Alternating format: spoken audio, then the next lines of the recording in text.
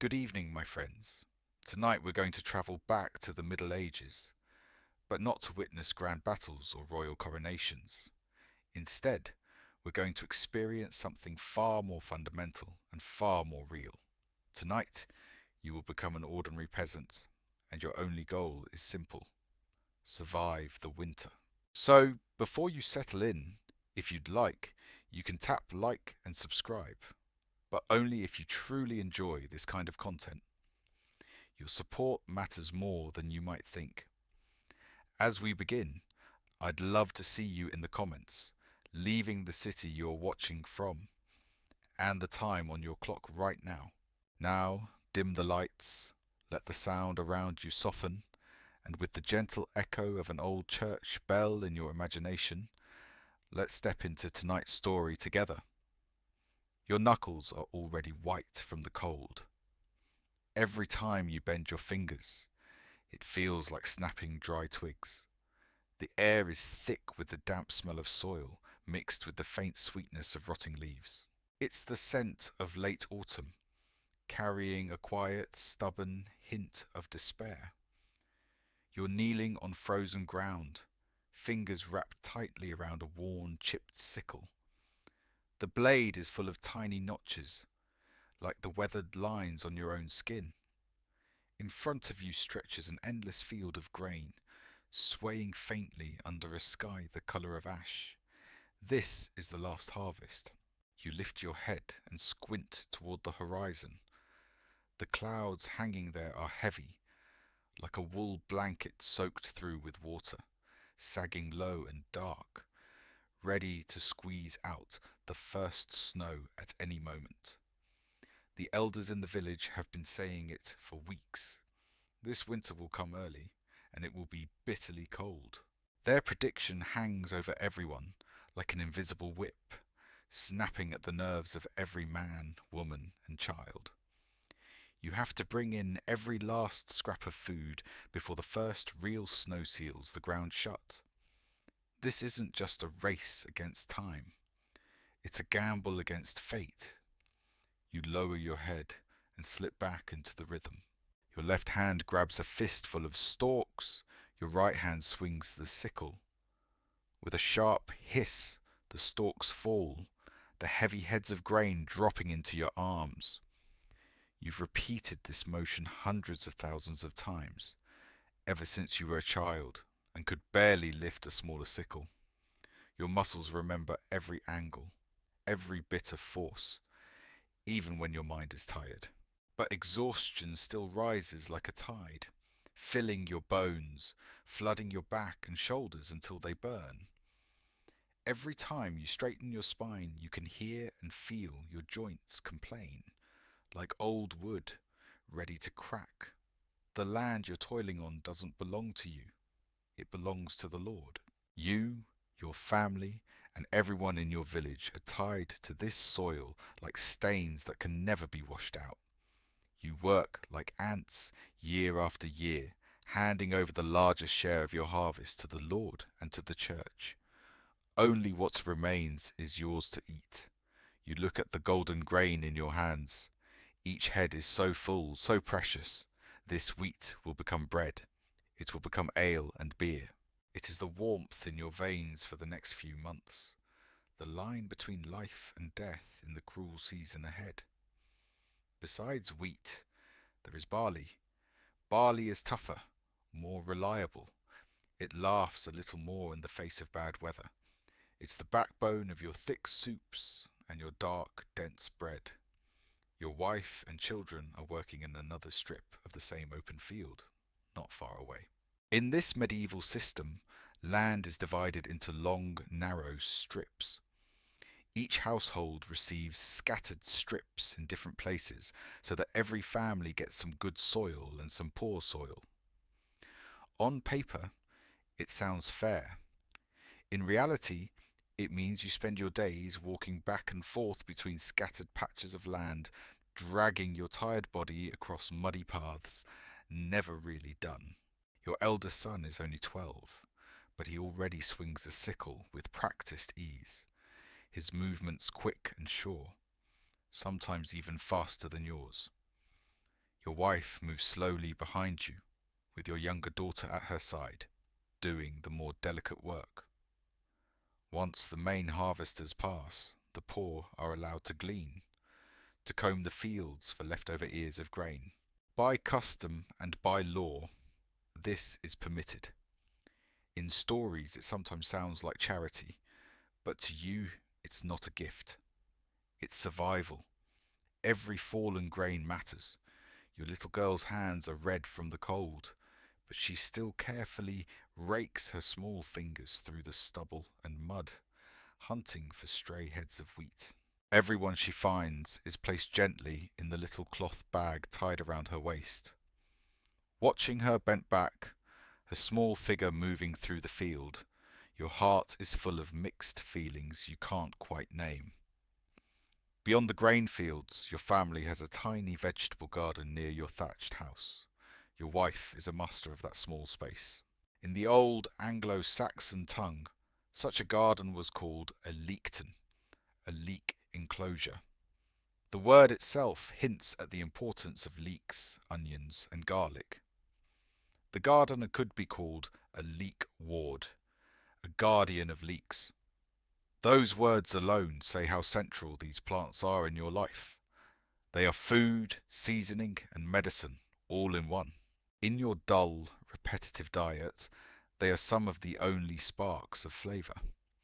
Now, most of the garden has been cleared. Only the hardiest roots remain in the soil, hiding from the cold. You straighten up and massage your aching lower back, letting your eyes wander past your strip of land toward a patch you prepared earlier. That field, you remember, was ploughed and sown just last week. In it, you took a risk. You scattered some of your precious seed as winter wheat. The hope is that these grains will sleep through the frost, then wake earlier than spring-sown crops when the warmth returns, giving your family a small early harvest. It's a clever plan, a kind of insurance against hunger. If the gods, or God, are kind, those seeds will survive the cold, and next spring the worst weeks of hunger might be shortened by a few days. If they don't survive, then all you've lost is seed. And every year you lose things anyway. A gust of wind cuts across the field, lifting dust and dead leaves, slapping them against your face. The cold bites like teeth. You pull your rough woolen cloak tighter, tugging at the rope belt around your waist. You glance at the sky. The clouds feel lower than before. You can't rest anymore. You bend down again, fingers closing around the cold handle of the sickle. In your world, great histories and royal dramas mean nothing. Dynasties may rise and fall, but for you, there is only this field and the long, merciless winter marching toward you. All you can do is fight for every handful of food, for every extra day of warmth, giving everything you have to carve out a little more chance that your family will live. At last, inevitably, the first snowflake falls. It drifts down lightly, like a wandering feather, and lands on your hot forehead, melting instantly into a tiny drop of coolness. It lasts only a heartbeat, but you know what it means. This is the final warning. Work in the fields reaches a frantic pace. You and your neighbours rush like people pursued by something invisible. You drag in the last sheaves of grain, the last sacks of beans, the last roots from the half-frozen soil, hauling them back to the village. And then all eyes turn to the place that will shelter you and confine you for the next few months. Home. From a distance, your house looks less like something built than something that has grown out of the earth. A small mound topped with a fuzzy layer of thatch. It's tiny, just a single room. The eaves droop low, almost brushing the ground. This is a typical medieval peasant's home, made from whatever materials are easiest to find nearby. Its bones are a few crooked wooden posts. Its walls are the very thing you're repairing right now, wattle and daub.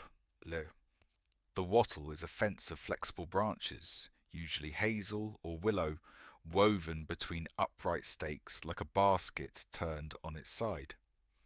But woven branches alone don't make a wall. You need daub, and daub is not just mud.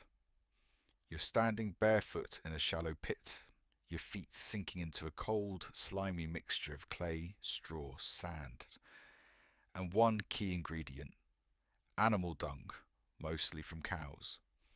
You stomp again and again, grinding the materials under your heels until they merge into a heavy, sticky paste.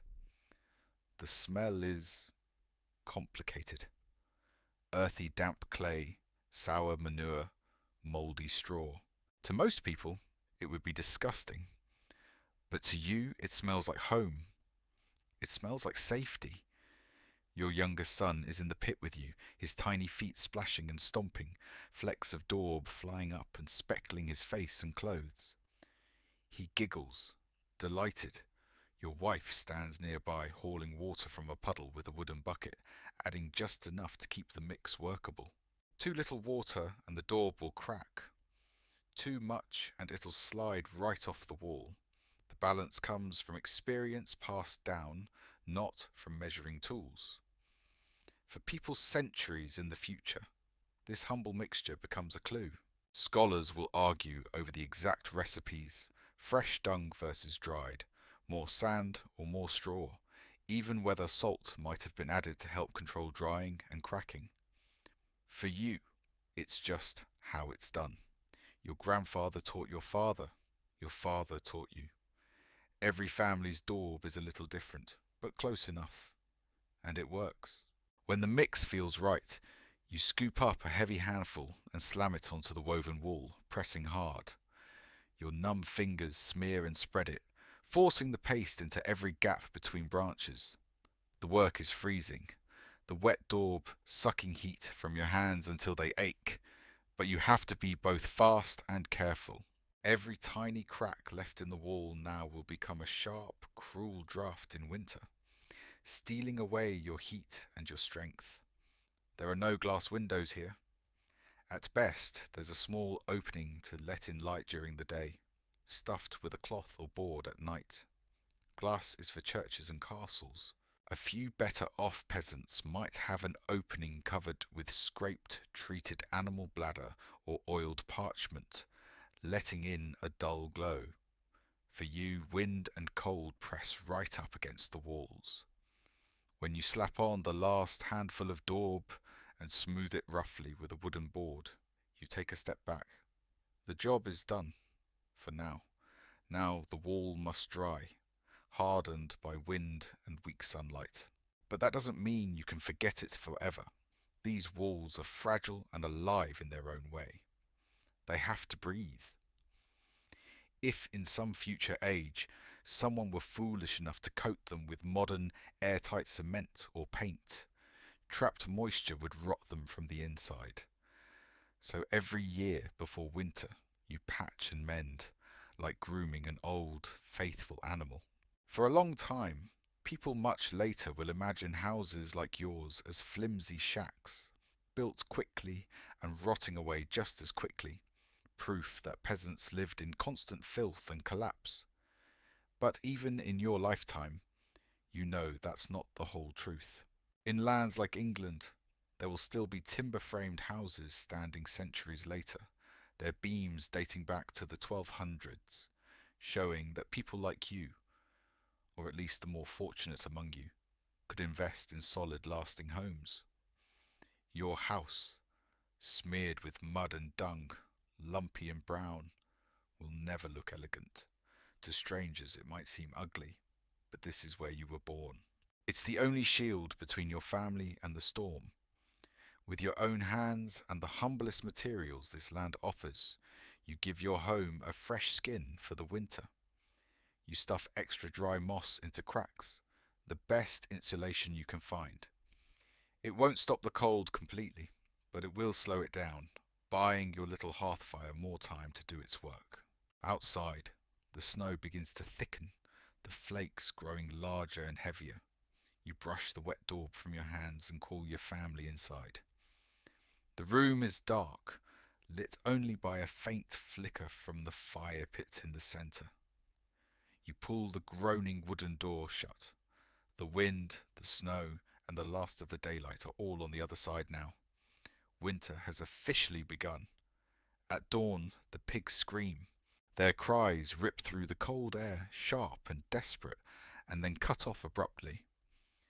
For the children, this is a strange and exciting day. For you, it is only one thing, serious work that must not go wrong. This is your family's only pig this year. All summer and autumn, it has been fed on scraps from the kitchen and acorns from the forest. It has turned your leftovers and the forest's gifts into fat and flesh. Now it lies on a wooden plank outside your house, body still warm. You and your wife must work quickly before the cold stiffens it. The pig's death is not just an end, it's the beginning of your winter's meat. You take a deep breath and pick up your carefully sharpened knife.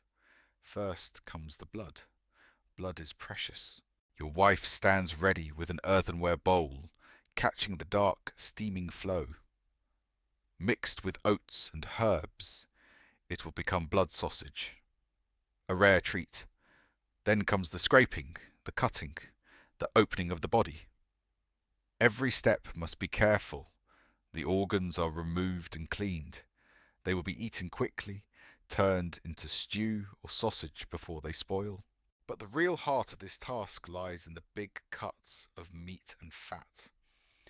How do you keep meat through months of cold and damp without any icebox or electricity? The answer fits in one word: salt. Salt is one of the most important substances in your world. Its flavour, preservation and power. For nobles, storing enough salt to cure large amounts of meat is expensive and strategic. For people like you, the rough, coarse salt in your hands is the result of many trade-offs.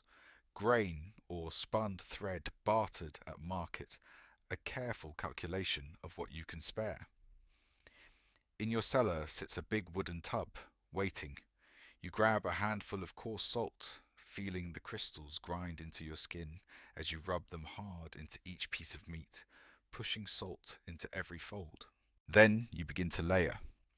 A thick bed of salt at the bottom of the tub, a layer of pork, another layer of salt, and so on until all the meat is tucked inside. The top is sealed with yet more salt. Any spot not thoroughly covered could turn rotten, and one spoiled patch might ruin the whole barrel. People in later centuries will imagine salt as rare and precious like exotic spices. In truth, in some regions it's difficult and expensive, especially in large quantities, but in others, near salt pans or mines, coarse salt is more accessible. For you, it is still dear enough that each grain counts. Alongside salting, you have another method: smoke. You slice some of the leg meat into thinner pieces, soak them briefly in brine, then hang them from hooks above the fire. The wood you burn matters. Oak or beech will give a deeper flavour and thicker smoke. Slowly, over days, the smoke dries the meat, coats it, and protects it. These dark red firm strips will become smoked ham that can hang from the rafters all winter. The fat has its own destiny. Your wife cuts the white slabs into chunks and melts them slowly in a pot over low heat. Soon, the room fills with an irresistible smell. The solid fat turns into clear liquid, and the little browned cracklings that remain are salted and eaten right away. A rare crunchy snack for the children. The rendered fat is stored in jars and pots. It will be your cooking oil, your light, and for some of the best cuts, the seal for something special: comfit. You cut smaller chunks of meat, salt them, and then cook them very gently in the melted fat until they're incredibly tender. Then all of it, meat and fat together, is poured into a crock. As it cools, the fat solidifies, forming a pale, firm lid that keeps out air. In the cool earth of your cellar, these jars can last for months. On some bleak future night, when the wind screams around your house, you'll pry open a jar, scoop out a piece of meat, warm it gently over the fire, and taste something that melts in your mouth. Compared with hard, salty slabs, it will feel like a feast from another world. By the time you're done, you're covered in grease and blood, your muscles aching, your feet numb. But when you look at the full salt tub, the strings of sausages, the hanging hams, and the jars of fat sealing in tender meat, you feel something you rarely allow yourself, a sense of deep, solid security. This isn't just food, it's time, captured and stored. It's life bottled away in salt and smoke. Meat taken care of, your attention turns to vegetables. Grain can be dried, meat can be salted or smoked. But what about cabbage and other fresh, juicy plants?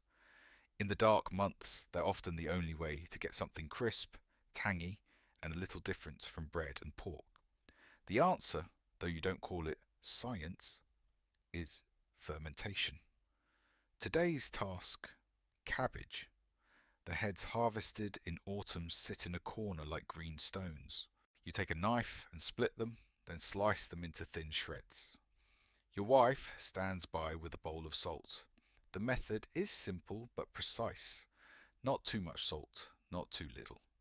You sprinkle salt over the shredded cabbage in a big wooden trough, then begin to knead and squeeze with your hands. This is called dry salting. The salt starts to draw water out of the cabbage. After a few minutes, what was fluffy and crisp becomes limp and glossy, and pale green juice pools at the bottom. That juice is your brine, the warm bath for something invisible that will soon wake up. You scoop up the cabbage and pack it tightly into a large earthenware jar, pressing down with your fists to drive out every bubble of air. Layer after layer, you press and push until the jar is nearly full. Then you pour in the salty juice, making sure every shred of cabbage is submerged. No leaf is allowed to float. Then comes the clever final touch. Your wife takes one large, perfect outer leaf of cabbage and lays it over the top like a lid, tucking the edges down along the sides of the jar. This natural cap helps keep the shredded cabbage under the surface. In some households, a clean stone is placed on top as a weight. The idea is always the same. Water above, cabbage below. Air kept out. You close the jar with its lid, not too tight. Gases must escape. And move it to a cool, quiet corner of the house. And then, you wait. You don't know the words for what happens next. You don't know about lactic acid bacteria living on leaves and floating in the air. You don't know that you've just created an oxygen-poor, salty world where bad microbes struggle and these helpful ones thrive. You only know that after a few days you might hear a soft glug from the jar or see a few bubbles push their way to the surface. A faint, sour scent will begin to drift out when you lift the lid. Slowly, the cabbage transforms. What was crunchy and grassy becomes soft and tangy. The sharp saltiness mellows into something more complex. When the activity inside quiets down, the sourness is strong enough to protect the cabbage from rotting. The result is sauerkraut, though you don't call it that. To you, it's simply one more way your ancestors taught you to outlast winter. Much later, people will argue about where the power of fermentation comes from. Some will say it's purely divine, a gift from God hidden in food. Others will insist it's a natural force in the ingredients themselves. For you, it's simply something that works. You didn't add anything but salt. And yet the cabbage changed itself, just as grapes can turn into wine with the same quiet magic. Standing there, looking at the plain jar breathing softly in the corner, you feel a quiet pride.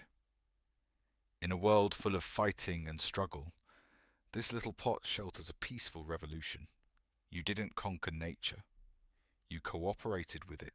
You gave tiny, unseen helpers a safe space, and they repaid you with food that shines in the darkest months. When night finally pulls its heavy cloak over the village, when wind and snow erase the shape of the world outside, your house shrinks down to a tiny island of light and warmth. In the center of that island is the hearth. In old languages, the word for hearth is closely tied to the word for home itself. The fire is not just a tool for cooking and heating, it is the heart of your life. There are no rooms in your house, no separate kitchen, no separate bedroom. Everything revolves around that shallow pit in the floor where a small fire burns. By day, your wife tends a pot that almost never leaves its place over the coals. By night, you all gather around the flames, the only soft, living light in a world made of cold and darkness. The hearth itself is simple, just a shallow hollow dug into the hard-packed earth, ringed with stones. There is no chimney. Smoke rises in lazy curls toward the thatched roof, building up in a hazy layer beneath the rafters. Eventually it drifts out through gaps in the thatch or through a small smoke hole. It sounds primitive, and in many ways it is, but it's also a kind of rough compromise. The fire sits in the middle of the room, not pushed against a wall. That way heat radiates in every direction, touching everyone. With no tall chimney to pull the heat away, more warmth stays trapped in the room, precious in a world where wood and peat are never enough. Fuel is a problem all its own. The forest belongs to the Lord, and even gathering fallen branches is controlled. You cannot simply walk in and cut down trees. So you burn what you can get, bits of wood, blocks of peat from marshy ground, and dried dung. Peat burns hot, but it smokes fiercely. Dried dung, pressed into flat cakes during summer out of cow droppings and straw, then dried on walls, burns with a distinct sharp smell. To someone from far away it might be intolerable. To you it's just another familiar part of life. You poke the fire, adding a chunk of peat and a dry dung cake. The flames leap higher. The warmth washes over your face and hands, almost too intense after a day in the biting air. The dancing light paints your family's faces in gold and shadow, making your poor little house look almost cozy.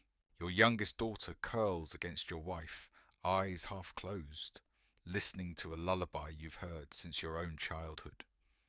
Your son sits on the other side, sharpening a small knife with slow, careful movements, trying so hard to look grown. This moment feels almost sacred. For some people in your world, the hearth itself is more than stone and ash. It is a place where the spirits of ancestors linger, where a household's guardian might dwell. As long as the hearth fire can be rekindled each day, the family continues. The bloodline is unbroken, but the warmth has a price. When you look up, you see the thick haze of smoke hanging under the roof. Most of it stays above head height, but not all. Your eyes sting often. Your throat is scratchy and sore. Sometimes you cough so hard your chest aches. You don't have the words chronic lung disease, but your body feels the cost. And yet, the smoke is not entirely an enemy. It dries the thatch, keeping it from rotting. It kills or chases out lice, fleas, and other tiny biters hidden in the straw. It slows the decay of timbers and ropes. Smoke is poison and medicine at the same time. That's how many things are in your world, both harmful and necessary. You drop another dung cake into the flames. The smoke thickens. You cough, wiping your eyes, but you also feel the wave of heat roll around the room. You look at your family, their faces glowing in the firelight, and you decide it's worth it. Morning comes slowly in winter. The first light is weak, barely pushing through the smoke hole and the cracks in the walls. You wake on a bed of straw, wrapped in rough blankets that smell of dried grass, sweat, and the faint tang of smoke. The fire is long gone. The cold has seeped into everything: floor, walls, blankets, even your bones. Your breath shows white in the air. It's time to put on your armor and face another day. Your winter clothes hang from wooden pegs on the wall. They look simple and clumsy, but every piece is built out of long practice. The layer closest to your skin is a long shirt of linen or coarse wool. Linen is softer and more comfortable, but flax is valuable. Most of your linen has to be sold or traded, so in winter you probably wear wool next to your skin. Scratchy, not luxurious, but warm. Over that goes a thick woolen tunic that reaches to your knees. This is your main shield against the cold. Your wife made it herself from the wool of your own sheep, shearing, washing, carding, spinning, weaving, and sewing it by hand. When she cleaned the wool, she did not strip away every trace of lanolin, the natural grease in the fleece. She left some in on purpose. It makes the cloth slightly oily and strongly scented, but it also makes it more water resistant. In a land of sleet and drizzle, a bit of lanolin can be more valuable than fragrance. Your clothes are mostly shades of brown, grey, or off-white, the colours of soil and unbleached fibre. Bright dyes exist: madder red, woad blue, weld yellow. But dyeing takes time, skill, and extra fuel, and the colours often fade. The truly vivid, lasting dyes are expensive, the kind seen on nobles and wealthy merchants. Your clothes are the colour of the land you work. On your legs you pull long woolen hose, tying them below the knee. Then you sit and reach for your shoes. Simple turn shoes made from a single piece of leather, stitched inside out and then flipped. They have thin soles, no heel, and almost no insulation. Before your feet go in, you fill them with something precious: dry moss. It's soft, springy, and absorbent, and most importantly, it adds a layer of insulation between your skin and the frozen ground. When you slide your feet in, you can feel the forest floor cushioning your toes. Finally, you wrap yourself in a heavy woolen cloak and pull a hood over your head. Your armor is complete. Your clothes are not separate from the landscape. They are pieces of it: wool from your sheep, leather from your cows, moss from the forest. They don't shield you from nature so much as help you endure it. They itch, they smell, they're heavy, but they let you walk out into the wind with your head high. You take a deep breath, push open the door, and step into the pale winter day. Hanging over the hearth, blackened by years of smoke, is the iron pot that never truly rests. Inside it, something is almost always simmering, or at least waiting: a thick, warm, fragrant mixture of grains, vegetables, and sometimes, on lucky days, meat. This is your main food, your daily rhythm in a bowl. Some people would call it pottage. It isn't quite soup, and it isn't quite porridge. Sometimes it's thin, sometimes so thick you can cut it with a knife. But at its core, it's simple. You put in whatever you have: grains, beans, roots, cabbage, herbs, scraps of meat. Add water, and let time do the rest. In the early parts of winter, when supplies are still decent, your pottage is almost luxurious by your standards. The base might be ground barley or oats, thickening the liquid and packing in calories. Your wife adds chopped cabbage, leeks, onions, carrots, and parsnips from the garden. If the forest has offered mushrooms or the hedgerows berries, they go in too. Salt finds its way into the pot, and a few sprigs of herbs like thyme or rosemary might transform the smell from plain to comforting. You eat it with slices of coarse black bread, dipping and soaking, each mouthful filling and hot. But as the months drag on, the pot changes. Fresh vegetables disappear, replacing them are dried beans from the cellar, sour cabbage from the jar, shriveled roots starting to go soft at the edges. Meat becomes a memory, a ghost of flavour more than a real ingredient. Most days your pottage tastes dull, thin, a little sour. Still, it is warm. In winter, warmth matters almost as much as flavour.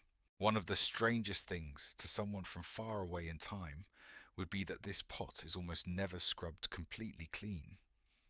Each day's leftovers stay in the bottom. The next day, more water and new ingredients are added. Flavours stack, blend, and stew. Stories will eventually form about eternal soup or perpetual stew, pots that have been simmering for years or even centuries, absorbing the memory of every meal. Serious historians will question those stories, pointing out how much fuel it would take, how many towns banned open fires at night, and how religious rules about fasting from meat would complicate such a pot. But your pot, while not eternal, still carries a thread of continuity. Yesterday's beans are today's background note. Tomorrow's oats will dissolve into today's cabbage. Your pot is like a living diary written in taste and scent. On some days, there is an early version of instant food. In autumn, your wife toasts peas and barley until they're dry and firm, then grinds them with dried herbs into a powder. She stores it in a bag. When you have to go deep into the woods to gather fuel or work far from home, you carry some of it with you. At midday, you stir this powder into hot water or even into cool ale and get a quick, thick, filling meal, a medieval energy bar in liquid form. Today, though, the pot is thin. The cellar shelves are bare in too many places. There's just a little oatmeal, a few sad beans, and a lot of bland sour cabbage stretching the volume. You lift a spoonful and taste. It's sour, more water than substance, but it is something. You eat in silence, counting in your mind how many days the remaining stores might last. The pot says it plainly. You're sliding into the hunger gap. In the corner, the woodpile shrinks. The salted meat is down to a few pieces. The days lengthen only by minutes. So you shoulder your basket and your long pole with the iron hook at the end and head for the forest. In winter, the forest is stripped bare. The leaves are gone. The branches stand like bones against a flat white sky. Snow crunches under your boots. The air feels like broken glass in your lungs. The forest isn't really yours. Just like the fields, it belongs to the Lord. The straight, tall trees, good for building, are his. So are the big animals, deer, wild boar. To cut such a tree or kill such game without permission is theft, and theft can be punished harshly. But you are not forbidden from everything. Long tradition grants you certain rights, even if they're written nowhere. You're allowed to gather fallen branches. And with your hooked pole, you're allowed to pull down dead wood still caught in the trees, as long as it's clearly not fit to be sold as timber. This is why your tool is shaped the way it is. A long pole with a hook designed not for cutting, but for dragging down what death has already claimed.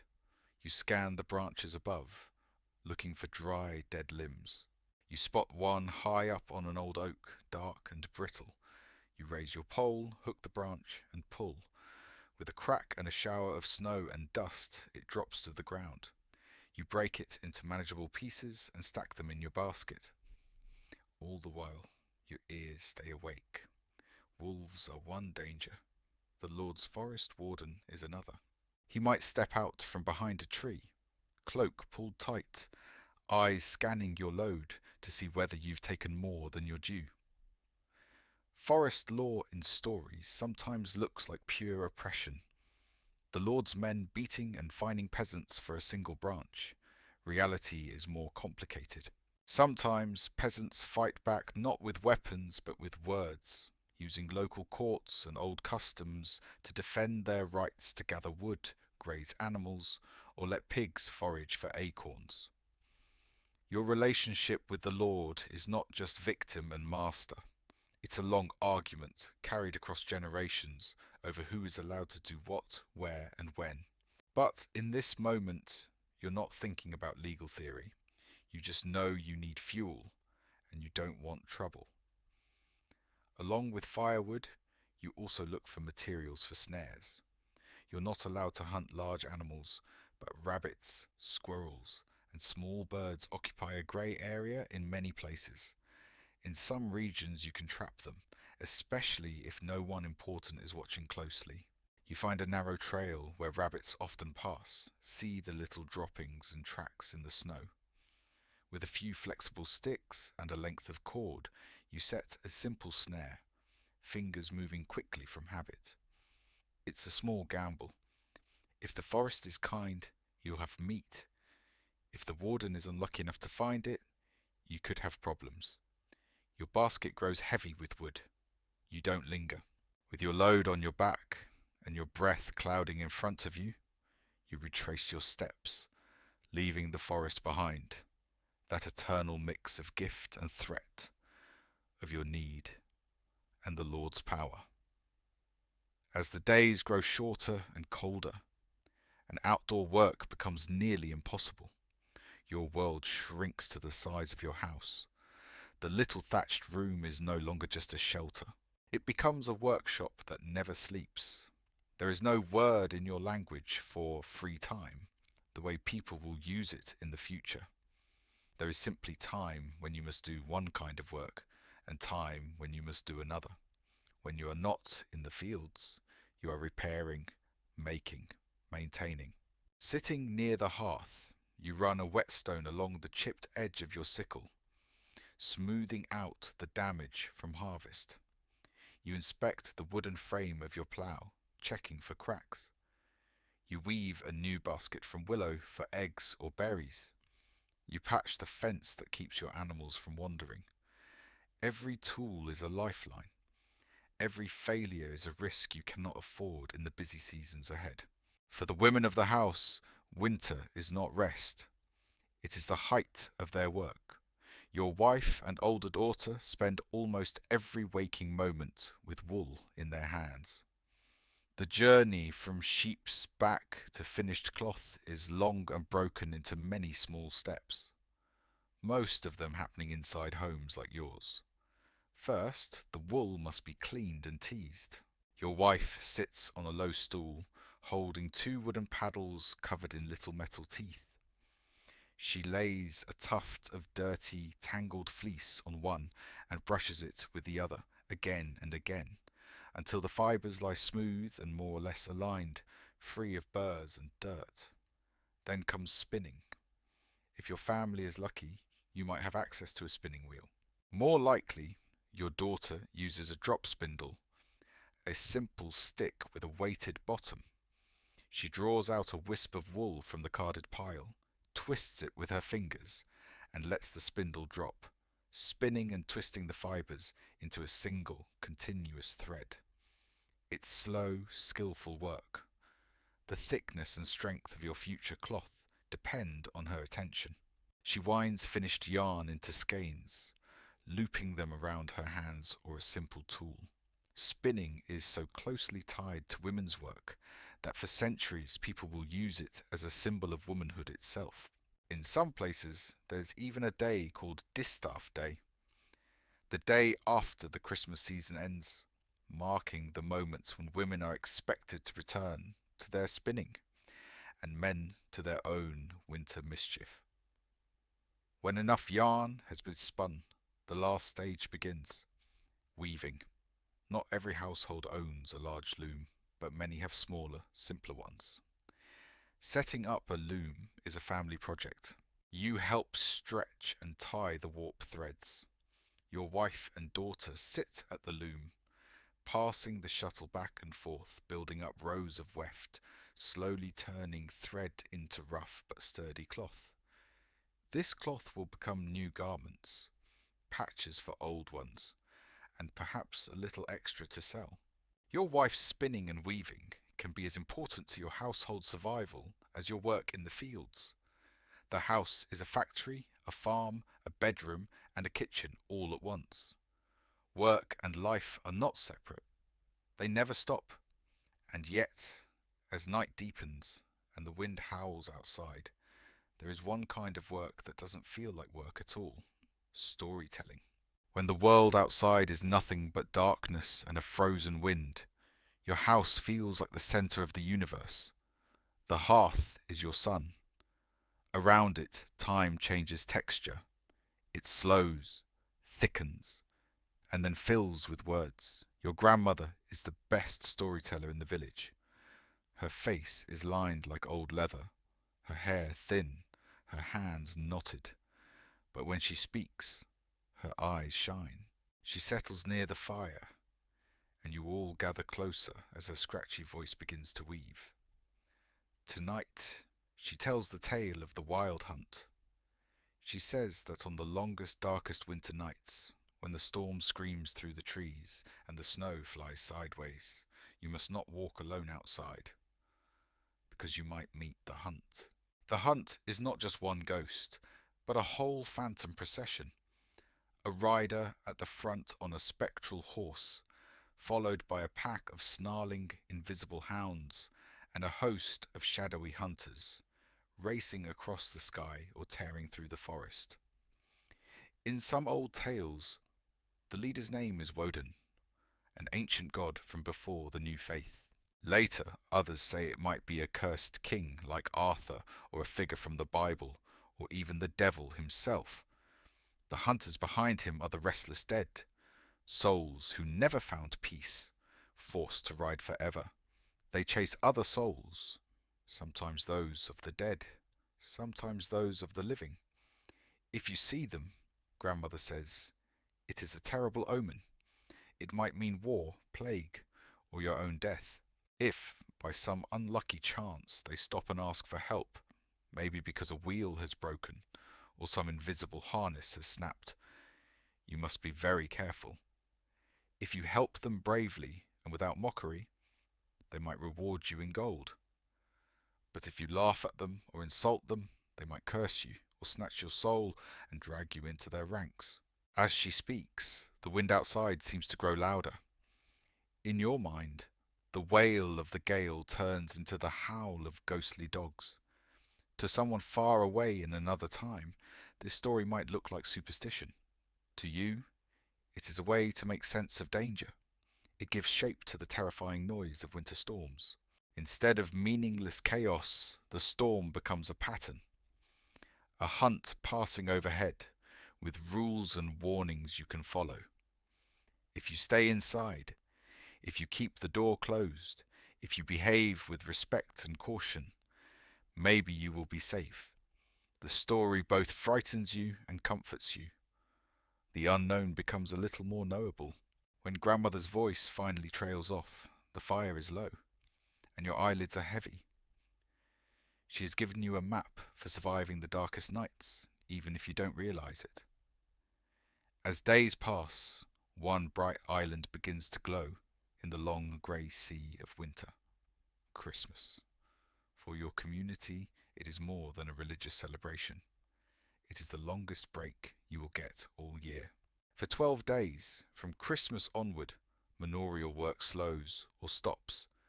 It is a time of feasting, games, and a brief, intense freedom from the grind of survival. The highlight is the feast at the Lord's Hall.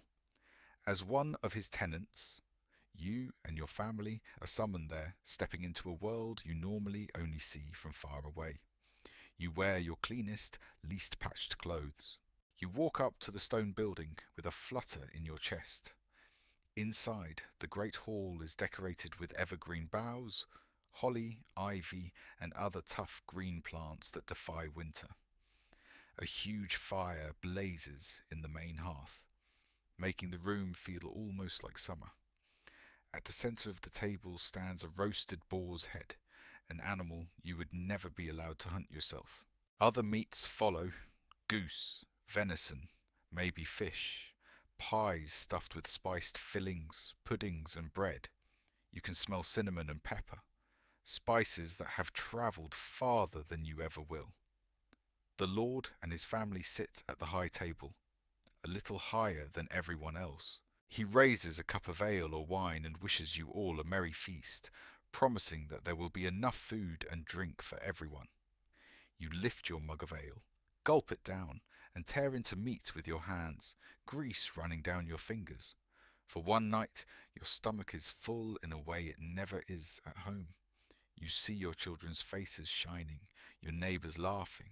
For a brief moment, the world feels generous. Some people, much later, will say that this feast is pure charity, an act of Christian love. After all, the rich are told to share with the poor, and giving food and drink is one way to build up merit for the soul. Others will say it's something else, a display of power. By feeding you, the Lord shows that he can. It proves that his land is fertile, his stores abundant, his rule successful. At the same time, his generosity reminds you that you depend on him. You eat his bread, drink his ale, and because of that, you carry an invisible weight of obligation. After the feast, you will owe extra labor, special tasks done without pay in gratitude. The feast is gift and chain at once. During the 12 days, the normal order of things loosens in other ways too. One of the strangest, liveliest customs is the choosing of a lord of misrule. Someone of low status, a farmhand, a junior clerk, is selected to play the ruler. He is given a mock crown, silly clothes, and temporary authority. He leads songs and games, gives foolish orders, and even pretends to boss the real lord around. For a moment, the world turns upside down. The poor give commands. The powerful pretend obedience. This doesn't overturn the social order. If anything, it reinforces it. By allowing a tiny, controlled explosion of chaos, the system relieves pressure. People laugh at their betters in a safe way, which makes it less likely they will rebel later in a dangerous way. You watch the Lord of Misrule stand on the table, imitating your real lord's gestures, and you laugh until you wipe tears from your eyes. You know all this will end. But for now, you allow yourself to be carried by it, by the music, the jokes, the bright taste of fat and alcohol. When the 12 days are over, the work returns. The cold feels sharper. The memories of the feast make the thin pottage taste even thinner. Winter's dangers, always waiting at the edges, press in again. The threats you face now come from two sides, outside and inside. From outside come wolves. When deep snow makes deer scarce and hunger sharpens their courage, wolves draw nearer to the village, sharp noses testing the wind for the smell of meat and blood. For you, the most vulnerable targets are the animals penned behind your house. Sheep are more than meat. Their wool is warmth. Their milk, when they have it, becomes cheese. Losing one to a wolf is like watching a piece of your future being torn away. One night, the peace is shattered by frantic bleating and your dog's wild barking. You grab a pitchfork and burst out into the icy dark. In the silvery light of the moon, you see shadowy shapes circling your sheep enclosure. Your dog stands between them and the fence, teeth bared, fur bristling, but he's outnumbered. You shout and charge, jabbing with the pitchfork. Neighbours, already half awake from the noise, come running with axes, torches, and whatever they can grab. Flames flare, voices rise, and the wolves, sensing that the risk no longer matches the reward, slip back into the trees. In the aftermath, you find one sheep with a torn leg, but still alive. It could have been worse. You and your neighbours agreed to take turns watching at night, to keep torches and tools by the door. Wolves are a frightening enemy, but at least you can see them. You can fight them together. The other threat is quieter. Illness. Your youngest daughter begins to cough. At first, it's just a tickle, something you ignore. But the cough deepens. Her breath becomes fast and shallow, her skin hot to the touch. She lies on the straw bed, cheeks flushed, eyes glassy, lips dry. In a cramped house full of smoke, damp, and too many people, sickness spreads easily. You can't see the cause. You don't know about germs. Maybe the priest says it is punishment for sin. Maybe the local wise woman, skilled in herbs, says it is an imbalance of the body's humours. Too much heat, too much phlegm. Your wife does what she can. She boils herbs she learned about from her mother and grandmother, bitter leaves, roots, and bark, and spoons the dark liquid between your daughter's lips. She soaks cloths in warm water infused with whatever fragrant plants she can find, laying them on the little girl's forehead. She hangs small bags of seeds or plants around her neck, charms that are supposed to drive away illness. Some of this people in the future will scoff at, but not all of it is nonsense. Hidden among these remedies are combinations that actually work, discovered by slow trial and error over generations. You don't know that someday, centuries later, people in white coats will test a salve from an old book and find that it kills stubborn infections. You just know that sometimes herbs help, sometimes they don't, and your child's life hangs in the balance while you wait. You sit by her side, holding her hot, limp hand. The fire crackles a few feet away. The world has shrunk to the sound of her breathing. Facing wolves, you are quick and loud, full of purpose. Facing fever, you can only whisper prayers to the Virgin Mary, to the saints in the village church, perhaps even silently to the spirits of your ancestors in the firelight. In the long war against winter, some battles can be fought with pitchforks and torches. Others can only be endured. Time slips into February, then March. This is the cruelest stretch of all. The hunger gap is no longer a creeping sense. It is here in full. The last salted meat rattles at the bottom of its barrel. The grain sacks lie flattened, empty. You can't even remember what it feels like to eat until you are truly full. Each morning, the first thing you feel is your stomach, hollow and burning, complaining before your eyes even open. Pottage thins from stew to soup, from soup to something almost clear, flavoured mostly by sour cabbage and hope. When the last shriveled turnip comes out of the cellar, you start looking to the edges of what feels normal to eat. Your wife goes to the forest edge, digging for edible roots, dandelion perhaps, or the knobby tubers of wild plants people call pig nuts. You climb trees to peel bark, not just any bark. You look for pine or birch, carefully trimming away the tough outer layer to reach the pale inner bark, the cambium, where the tree flows with nutrients in better seasons. Back home, you dry these strips, then grind or pound them into powder. The bread you make from this will not nourish you much. But when mixed with a little real flour and water, then baked on a hot stone, it becomes something you can chew and swallow, something to fill the space in your belly so the pain becomes a little quieter. You bite into a piece. It tastes like wood and bitterness, your jaw working hard to break it. Your body gets almost nothing from it, but your mind feels the simple relief of eating. In some years and some places, things get worse than this. There are times when people will eat grass, clay, even dead animals they would never touch otherwise, scraping along the very bottom of what it means to be human. They will say that these are great famines, special disasters. But inside your own skin, this season feels like a famine already. Labels don't matter to your empty stomach.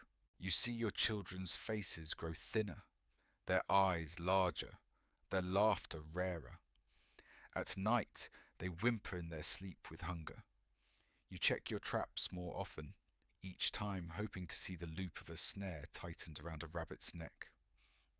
The day you finally find one, ears drooping, body limp and grey against the snow, You feel a surge of joy so sharp it almost hurts. That night, the pot holds not just liquid and leaves, but meat. Just a little, but enough that everyone gets a soft, tender piece in their bowl. The smell alone feels like a promise. You watch your children eat, see colour creep back into their cheeks, and make a quiet vow inside yourself. Somehow you will carry them through this. And then, slowly, almost shyly, something changes. One morning, when you open the door, the air feels different. It is still cold, but softer at the edges. The wind that touches your face carries a hint of moisture, not just ice. Beneath the eaves of your house, long icicles drip, each drop falling with a soft, patient rhythm, carving tiny craters in the mud below. The frozen world is loosening its grip. Over the next days, the ice on the river cracks and breaks, giving way to moving water that glints under a pale sun. South-facing slopes go from white to brown to a hopeful muddy black as the snow retreats. The sharp, clean smell of deep winter is replaced by something messy and alive. Wet earth, rot, and a faint green note that almost feels like a memory returning. At the edge of the forest, you spot it, a small cluster of new shoots pushing aside dead leaves. An almost electric feeling runs through you. Spring is not just a word, it's here. You realize, with an almost painful rush of relief, that you made it. You lived through another winter. Your family did too. Not everyone in the village was so lucky. Some beds are empty now. Some houses are quiet. But you are still here. The happiness is not loud. It moves through you like warm water, thawing something that had gone stiff and numb inside. The village wakes up with the season. Women drag mattresses and blankets outside, beating out months of dust and lice. Children splash in the mud, shrieking, their thin legs bare again. Cows and sheep are led from their cramped, dark shelters to the fields, where tender new grass offers them their first real meal in weeks. The mixture of animal sounds, children's laughter, and water running free feels like spring's own song. But beneath this joy, another feeling coils: anxiety.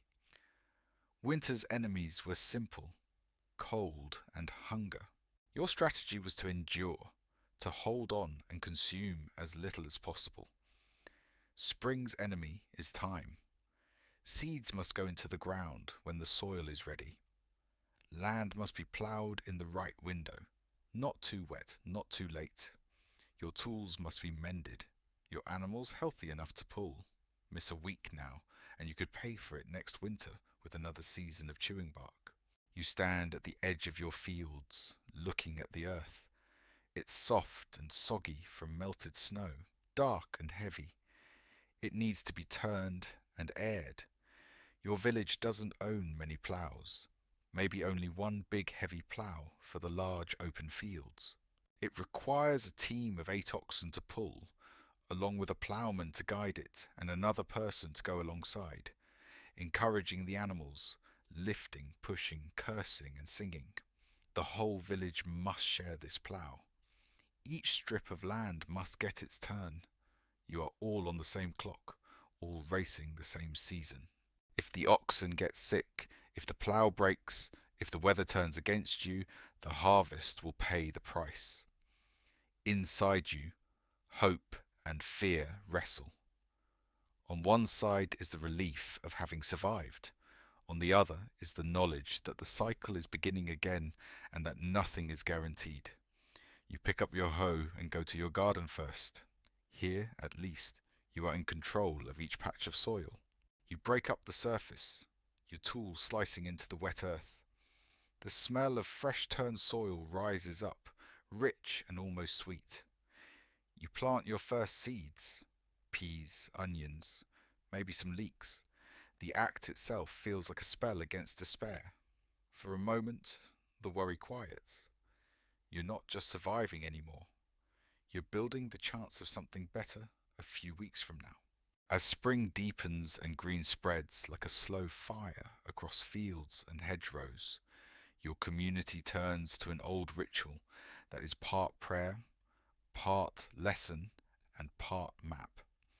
It's called beating the bounds. Long before maps are common, before most people can read, this is how villages remember where they end and the next one begins. One day, usually around Rogation tide in late spring, everyone gathers, men, women, children, the priest in his vestments carrying a cross at the head of the line. You join the winding procession as it sets off, circling the outer edges of your parish or village lands. Every time you reach a boundary marker, a big tree, a carved stone, a bend in a stream, you stop. The priest says a prayer, asking for protection over your fields, for safety from storm, disease, and misfortune. Then comes the part every child will never forget. The elders grab a few of the boys, often the same ones every year, and press their heads against the boundary stone, or lightly whip their backs with twigs, or push them into the cold water of a ditch or stream that marks the edge. The idea is clear and simple. Pain makes memory stick. A boy who has bumped his head on a particular rock or fallen into a particular stream will remember that place as long as he lives. In this way, the shape of the land is carved into bodies, not paper. People later will argue about where this ritual comes from, whether it's an echo of ancient pre-Christian ceremonies to wake up the earth and encourage fertility, or mainly a practical way to prevent land disputes, or a church-sanctioned prayer walk. For you, it is all of these at once. You feel the solemn weight of the prayers, the practical assurance of this is ours, up to here, and the rough humour of kids being shoved into bushes to squeals and laughter. Your own son is chosen this year. When his head is gently pressed against a particular stone at the far edge of a field, he winces, then grins, half afraid, half proud. You know he'll never forget that stone. With him, a new set of eyes and a new body join the memory of where your home begins and ends. After hours of walking the periphery, singing hymns and marking boundaries, the procession wends its way back to the heart of the village. There, food and ale are waiting, simple but welcome. People eat, drink, and talk. Children chase each other in circles. The anxiety hanging over you from winter still exists, but it feels lighter, shared out among many shoulders. You lean against a tree, holding a cup of ale, and look around. You think of all that has happened since autumn, the desperate rush of harvest, the cold mud under your bare feet mixing daub for the walls, the salt grinding into your fingers as you packed meat into a barrel, the quiet bubbling of the cabbage jar in the corner. You remember nights by the hearth, listening to tales of ghostly hunters while your daughter coughed in the darkness. You remember chewing bitter bark bread and praying your traps would not be empty. You remember the first drip of melting ice and the first glimpse of green pushing through dead leaves. Now, surrounded by your neighbours, you realize something simple and immense. You did not survive winter alone. Your work mattered, your stubbornness mattered, but so did the plough team you shared, the watch rotations against wolves, the boundary walk that renewed your claim to this place, the stories that gave your fear a shape. You share tools, land, rituals, and stories. You share hardship. You also share the fragile, stubborn hope that next winter might be a little kinder. You finish your drink and set the cup aside. There are seeds waiting. The land is soft and willing. You walk back toward the fields, feeling the weight of your hoe in your hand. Winter has passed. The struggle is not over, but the light is back. The earth is no longer sleeping under ice, and neither are you. The story for tonight has come to an end. Outside your own window in this present moment, there may still be rain or wind or the weight of your own worries. But for now, you are safe. You have walked through a long, harsh medieval winter and come out the other side. Your body and your mind both deserve rest. Let the memories of hunger, cold, fear, and effort soften and drift away, like smoke fading into a night sky. With each slow breath, let your thoughts quiet, like snow settling on fields that no longer need to be worked tonight. You are warm enough. You are safe enough. You've done enough. Let the last embers of this story glow gently in the back of your mind as you sink deeper and deeper into calm, into stillness, into sleep. Good night.